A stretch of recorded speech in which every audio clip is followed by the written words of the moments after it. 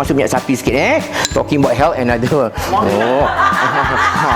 If you don't want to use minyak sapi, don't forget you can use what? Olive oil. But minyak sapi gives wonderful flavor to the bubur. Sini health, sini fat. Ada kan dalam kan? So you can always use olive oil, no problem But forget about being so healthy today. But today I give you the taste. Sedap The choice is yours. Saya kata in terms of fat macam rice juga kita ada bagai-bagai pilihan So talking about ni, I'm going to make my first bubuk Anika. I'm heating up my what you call that minyak sapi ni. So I'm going to saute some of my onion dalam ni. Kemana pula chef letak onion ni? Kita panaskan dulu. Kita masukkan sini kita punya what you call that halia. Halia dalam. Kita masuk juga sini kita punya serai. Saute serai. So put some onion. I think it's outside there though. Why is it outside sini? Chef, semua barang-barang should be here. So the onion kan so make sure so the onion goes ni. So one thing about good orang kata bubur, I call it my bubur Anika using the red rice and yang sedap dia bukan apa tau, bila kita nak buat ni kita kena letak lebihkan sikit bawang because bila kita buat bubur kadang-kadang tahu how plain bubur can be, but the minute you masuk bawang, masukkan santan, masukkan all this aromatic because at the end of the day when you talk about food is how we can enhance the flavor and the aroma to make orang kata something yang kita kata kadang-kadang not exciting enough into our palate because kita biasa makan benda manis kan. Beras by itself is sweet, tapi bila kita makan beras orang kata yang kesihatan macam Primera punya beras ni pun, dan suddenly kita kata dia tak macam rasa macam kadang macam kita makan beras biasa. Tapi seperti Ibu cakap tadi, kalau kita dah biasa dengan all this flavor and kita tambahkan benda-benda lain, there's all this orang kata other component of orang kata ingredient that you can satukan by making it more flavorful. So the whole idea of today cooking demonstration is to show you how cleverly that sometimes one can play around and orang kata mainkan kita punya palate, camouflagekan dia ni, so that kadang-kadang benda yang tak sedap tu boleh nampak sedap, tapi sebenarnya kurang zat kanji dia yang sekarang kita nak menentukan ni ialah zat kanji dia kan. Setakat minyak ni kalau kita kolesterol tak ada, sihat badan all that, boleh, no masalah.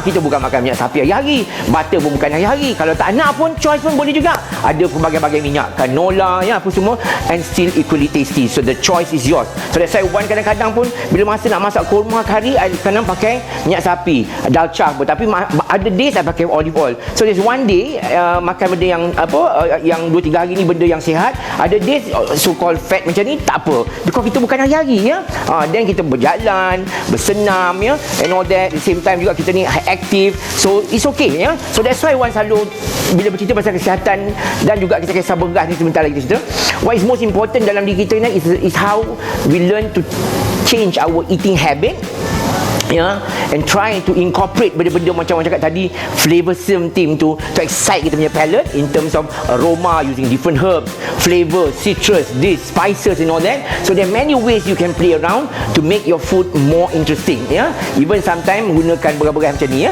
So that's why hari ni kita gunakan kita punya bubur ni.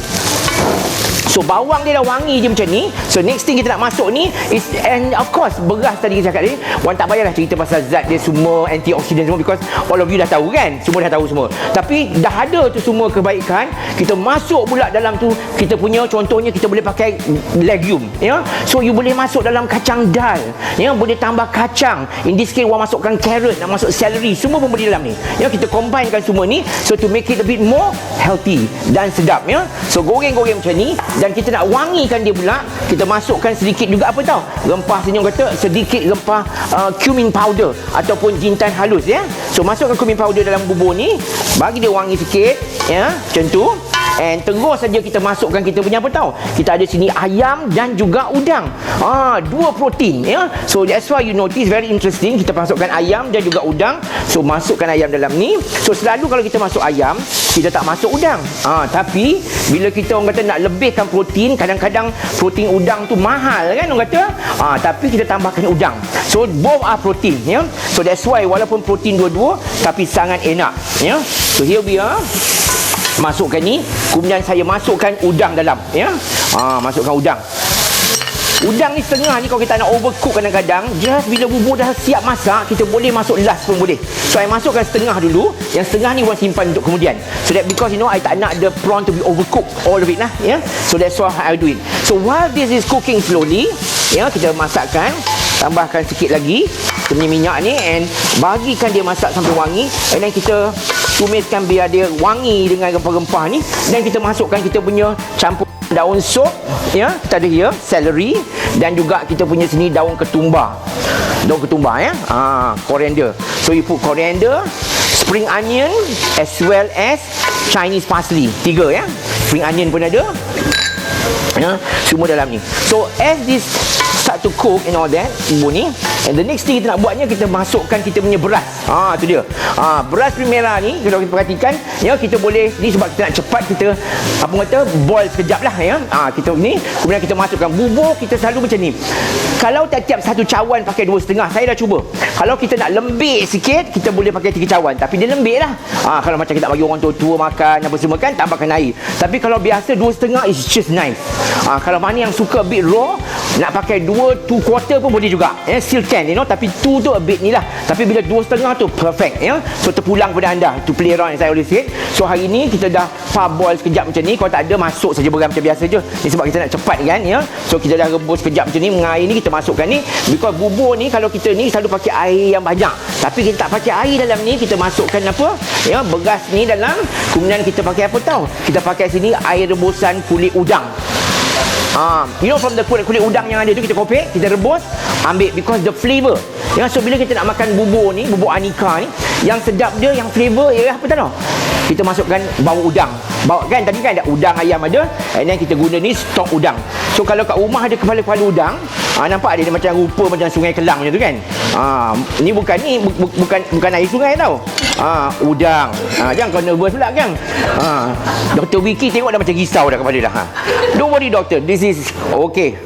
Fine, okay. Good idea. So kita masukkan bawang goreng, bagi dia wangi sikit dalam tu, and semua dah bubuk, and kita juga masukkan santan. Ya, so boleh pakai santan pekat atau santan cair. Ini kita combine apa, santan pekat tadi, ya, nak pakai santan cair sikit pun boleh. So all the santan goes inside. So you have all that, very simple. And next kita nak masukkan kita punya udang kering dalam. So udang kering gives also a lot of flavor as well dalam ni. So kita ada udang kering ni, kita ambil sikit dalam, chop udang kering, masukkan dalam, ya. And then so the next one is kita masukkan white pepper, lada putih, sikit dalam tu. And then of course lastly garam kita.